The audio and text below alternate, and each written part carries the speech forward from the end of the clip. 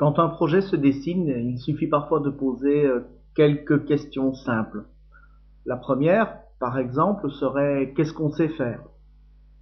Amener des apprenants, des élèves, des participants à un atelier, à exprimer quelque chose de plus que ce qu'ils ont exprimé jusqu'ici. Parce que tout d'un coup, l'enjeu fait qu'ils ont envie de dire un petit peu plus.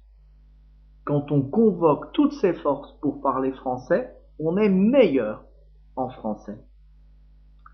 La deuxième question serait qu'est-ce que je désire plus que tout? Eh bien, c'est partager le français à travers sa diversité dans toutes les régions que j'ai déjà pu croiser. La Roumanie, Rhône-Alpes, la vallée d'Aoste, demain l'Égypte, la Tunisie. Toutes ces régions utilisent un autre français. Toutes ces régions ont un vocabulaire riche, des expressions. Le français y est utilisé, mais il y est aussi joué, mâché, retravaillé. C'est une joie que de partager tous ces Français du monde. Et ça, il ne faut pas le perdre au fil des années. La troisième question serait, qu'est-ce que j'aime plus que tout?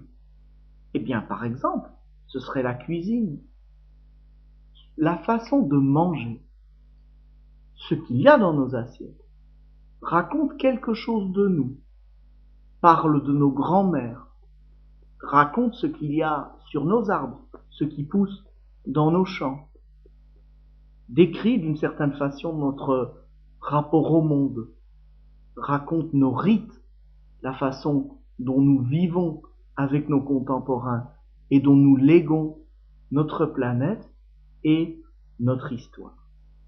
Alors, en quelques traits de crayon, est né ce projet des marmites francophones.